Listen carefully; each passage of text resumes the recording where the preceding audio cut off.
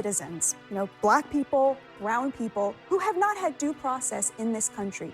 And it absolutely enrages me to see Congress people out there advocating with such vigor and gusto on behalf of illegal immigrants, and they have nothing to say on that. I think it's unfair. I think it's unfair to say. I think it's unfair. Why? So that Democrats will show up at immigration detention facilities and advocate on behalf of gangbangers. So this is all that just why. for and you guys fall for show. it every single time. Administration, there's not. Only you're panicking. I mean that honestly. Like in crisis management and disaster management, we don't really panic over a normal number. It's a big number. It seems like a big number to you. We have a class divide in this country, and immigration really divides the elites from the working class. Working class. I think it's about the courts. It's about U.S. citizens, period. You don't have, if you suspend habeas corpus, I can't prove I'm a U.S. citizen. I have 2 Y's in my last name. That's an Arab name. I can't prove it. Right? I mean, so let's just be realistic about here. So you can prison on behalf of people. I mean, look, the issue. I'm sorry. Who's going to prison? Because I was there. Are you talking about what happened in Newark on Friday? Are you talking about what happened in Newark on Friday? I was there. Detention center. Excuse me. I was there. Hold on. Stop. I was there. Okay. Hello, everybody. Guys, let's get right into this panel. Batya, the brainless, she's truly despicable. She made this disgusting argument before. Let's check this out and we'll talk about it. She's a former DHS assistant secretary and a Harvard professor. The numbers tell the story, Juliet. Border encounters have plummeted almost to 0. You can look at the chart. And the last time I mentioned that on this show, conservatives on the internet lost their minds, but it is true. Yes. Border crossings are way down. The border is effectively closed. So under those circumstances, how can they still claim that there is an active invasion that warrants suspending a core constitutional right? So, I mean, they haven't proved it yet, and I take Secretary of Homeland Security Noem at her word that she is not a constitutional scholar. I mean, and then she answers the question. I think what you're seeing is an administration that's trying to read the tea leaves out of Donald Trump, who tends to throw things out here. But if you just look at the qualities of either invasion or insurrection, I think we can sort of put aside insurrection. That's not happening, and I'm taking them at their word. So is this an invasion? That, under no circumstances is it an invasion, because for one, they're saying that the border is secure. 2, it's the same numbers as it was years ago, and nothing has changed within the homeland to justify that this would be a serious argument they can make. And what they're losing is they're losing the court cases. I don't think this is an attack on immigrants. I think it's an attack on the fact that they've lost dozens and dozens of court cases regarding due process and regarding access to the courts. This is a challenge against the courts. It has nothing to do with immigration. I will say clearly, I'm not quite clear what Trump is going to do. They will lose so bigly on this issue that it's so careless. It's like I don't even get mad about it. It's a very silly way to treat leadership in times of national security. And that's where people like me who don't get into the politics of it, it's like, yes, we're going to go through this motion because you want us to go through this motion, but no one can legitimately look an expert in the eye and say, this is an insurrection. Yeah, I mean, they're going to take this to court, Hal, and if Juliet's right, they lose. They might lose big, but they're going to expend a lot of resources trying to go down this road when they could just simply put these folks before an administrative immigration court and deport them. No, I take issue. She said that nothing has changed since last time. No, there were probably 12 million people came in under Biden. Okay, that was an invasion. So the invasion happened, and they're all here now. And what's changed is that, the courts have decided that under no other president did they ever say that you had to go through this process to deport people. Since Clinton was there, no, absolutely not. Wait, what are you talking about? Because Barack Obama deported 3 million people. Yeah, when they came across the border, he did not go through a they sent them back as soon as they came over. Hold on. That's exactly what happened. Right, okay. So they didn't go through a court process. Let's sort this out. Border encounters. You encounter someone at the border. You can, in some cases, send them back. They don't get due process. But from the interior of the country. So they get due process. When Barack Obama deported the number of people, I think it was 1.9 million over two terms, that was done both at the border and in the interior through immigration enforcement, just regular old immigration enforcement. So just to be clear, what you're saying. He's trying to blur the lines and trying to say, oh, well, Obama did this. A lot of how Obama did it was at the border, which you can do. Some of them, deportation once they're already in the U.S. What Trump is doing is trying to deport 20 million people that are in the U.S. right now without due process, without proving that they are in fact a person that should be deported. Is that if someone's on the border of Texas, they're in the United States, they're not due process. Trump but if they're has that further same up, power, they're right? due process. Okay, I mean, I'm just trying to get Trump clear. has the same power that Biden did and that Obama did to, if people are encountered at the border and they meet certain criteria, to turn them back. He still has. That's So why no due the border. process. That's why there's no border crossings. No, I'm But we're talking about due process in the interior Okay, of so the that's country. so I'm That's just being what clear. Kristi Noem's I talking get that. about. I understand interior, but those are two separate things. Even though they're both in the United States, one gets due I'm talking process, about what another one she's doesn't. talking about. And what I'm What are saying you is the talking about? courts are not treating it the same way they did previously. They're saying Trump does not have the power to deport people. And how do you put 12 million people The before an reason I keep administrative pushing judge? back, Hal, is because that is not true. How do you put The 12 million courts are people not- before an administrative judge? You can't. Yes, you can, yes, you because can, they're but we owed don't due, have I'm the sorry, power. with all due respect, Yes, you can. they're owed due process like anybody else on American soil is owed due process. But here's the problem. The problem is that this is, of course, political. And that the reason that they're saying this, the reason that Stephen Miller is saying that they're going to suspend habeas corpus if the judges don't do what they want, the reason Steve Bannon said they're going to suspend habeas corpus if the judges don't do what they want, is because they're going to suspend habeas corpus. Yes. And the judges are not going to be able to do anything about it because what can they possibly do? What army do they have to stop this? And so it doesn't matter what John Roberts says, who belatedly said, heavens to Betsy, I can't believe what I've unleashed with Trump versus the United States. Now Donald Trump appears to be lawless. We have to get this back. Too late, Mr. Chief Justice. But the problem here is that they have already signaled to us what they're going to do. And I believe that habeas corpus will be suspended. I will we're say, very down the but road I here. will say this, though. And guys, one of the things about the immigration bill that Trump squashed that was under Biden with Republicans was to hire more immigration judges, deportation judges, so that they can have due process for millions of people. And Trump squashed it. And the reason that I think it makes sense now that he didn't want it to go through is because he wanted to use this reason. Well, we can't waste too many people, so we have to just do no due process. It's unbelievable. I mean, they have not defied the courts. There's a lot of rhetoric about this, but they have not actually done that. I think even they understand there are limits to this There's a thing. lot of enthusiasm for it. I mean, if you just look at the numbers, and I just want to be clear on the numbers issue. Those numbers that you are saying, just because immigration enforcement is very complicated. And so those numbers that you're saying are actually sort of pretty consistent from administration to administration. There's not only you're panicking. I mean that honestly. Like in crisis management and disaster management, we don't really panic over a normal number. It's a big number. It seems like a big number to you. These numbers ebb and flow over administrations. But what I think is clear is habeas corpus applies to U.S. citizens, and I just want to be clear here about that. Like, as I said again, this is not about immigrants. This is about the courts. And if we fight over immigration, it's like we're looking at the butterfly over here. This is about the courts. It's about U.S. citizens. Period. You don't have. If you suspend habeas corpus, I can't prove I'm a U.S. citizen. I have 2 Y's in my last name. That's an Arab name. I can't prove it. Right? I mean, so let's just be realistic about here. So you can use the numbers of immigrants. It's ridiculous. It's about U.S. citizens. I think it's interesting.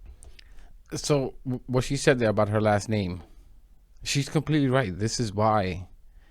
In fact, I would make the argument as so this is the major reason people care about this whole issue, because it's not just Trump clearly targeting brown people, Hispanics mainly. That's an issue. That's clearly an issue, but he already supposedly made mistakes, supposedly, about sending American citizens to a brutal prison in El Salvador.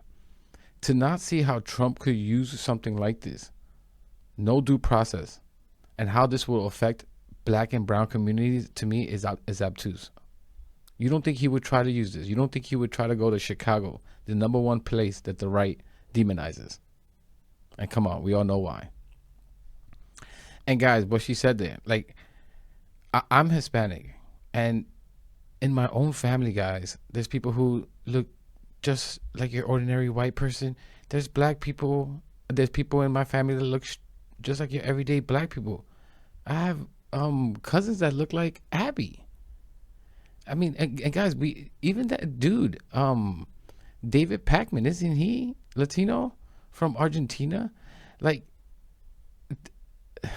you're gonna make a mistake, and like, even if you only went after immigrants, you're gonna make this mistake. This is why due process is so important. You have to have your day in court. You have to be able to say, hey, that person you think you can deport and you have deportation order is not actually me. Here's the proof. And whatever documentation you need to prove that that's not you. That's why it's important. And who do you think it's going to be affected most by? Do you think it's people that look like Batya?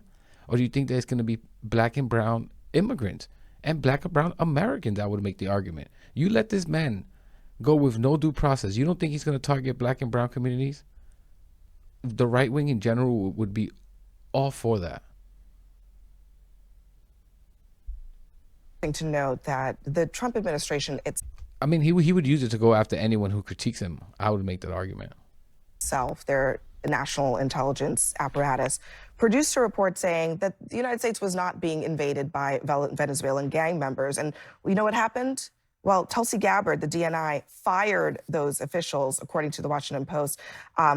They authored this assessment contradicting President Trump's legal rationale for deporting alleged Venezuelan gang members. So I don't know. I mean, it's like if the facts don't line up with the narrative, Batya, it feels like they just want to get rid of the people. So first of all, bad facts. It's not Hal who had a problem with 12 million illegal immigrants being basically welcomed in by the Biden administration. This was the issue that won Donald Trump the election.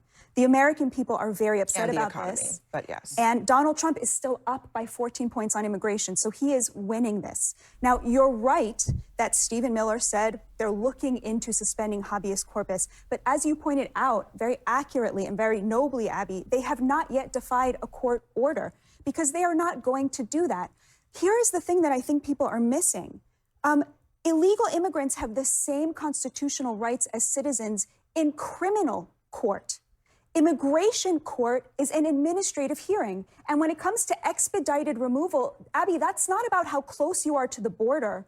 It's about whether you're within the 2-year period of having crossed, at which you don't even have to get that hearing before a judge. That is what the Supreme Court ruled in 2020. I think that this is a very really hold on. I think this is hold on. I think this is actually a really good and important point.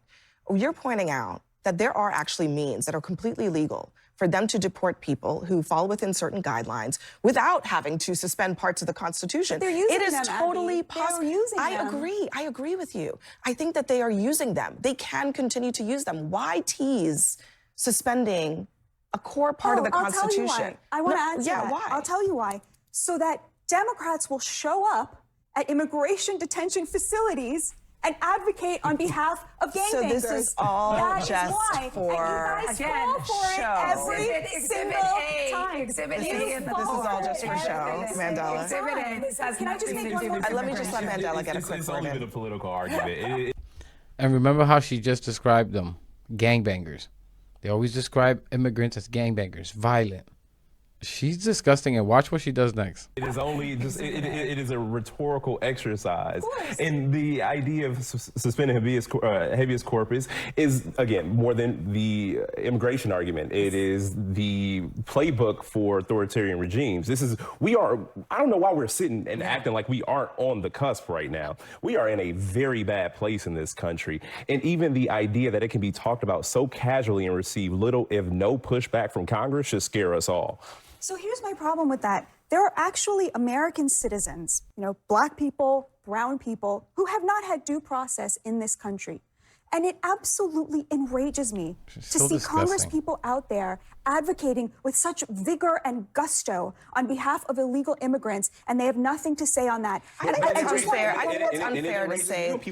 unfair to say that they're not pushing back when on is the last due time they process rights. stormed a prison on behalf of people? I mean, look, the issue. I'm sorry. Who stormed the prison? Because I was there. Are you talking about what happened in Newark on Friday? Are you talking about what happened in Newark on Friday? I was there. Detention center. Excuse me. I was there. Hold on. Stop. I was there. Okay. I went to Delaney Hall shortly after that whole event, and I can tell you exactly what transpired. Nobody stormed a prison. 3 members of Congress showed up to do their congressional oversight, which they are allowed to do. The mayor of Newark did not storm anything and was arrested by ICE agents without any kind of excuse as to why they did it. Nobody stormed anything. I was there, I witnessed it. And I'm telling you right now, that is a political ploy that unfortunately Kristi Noem is using as an excuse to go after duly elected members of Congress whom now this administration is actually threatening to incarcerate for performing their congressional oversight. So I and fully including an accept that. 80-year-old, I'm sorry, including an 80-year-old cancer survivor, member of Congress, a woman who was manhandled by ICE agents in masks. That is inexcusable. I want to make a point about why I think immigration is such an important issue. It's because we have a class divide in this country, and immigration really divides the elites from the working class. Working class Please people. explain that. I'm very happy to. We don't have time to get all the way into it. I just want to just suggest, though, Batya, I do think that there are certainly political figures who want to make this a class divide. But a lot of working class people are immigrants. A lot of working class Americans have immigrant relatives as well. I'm not so sure that this is about quite. It's as simple as that. Let me make the argument, and then you can tell me if you find it compelling. How about this? To be continued. Okay. Okay. We will continue this at. Batya is so despicable. She's so disgusting. And I know the argument she was going to. Who do you think she was going to blame? The rich, the elites, or middle class, working class people, as to who immigrants harm the most? We all know that she's going to say that it harms working class, middle class people, and that the reason they can't become elites is because, of course, the immigrants are keeping them down. I can only imagine that's the argument she's going to make. But she made this disgusting argument before about, I'm so angry that people are not fighting like this for black and brown people in America, which, are you effing kidding me? The only party that would even fight for something like that, who has been fighting for that, is the Democrats, is those on the left. Are you...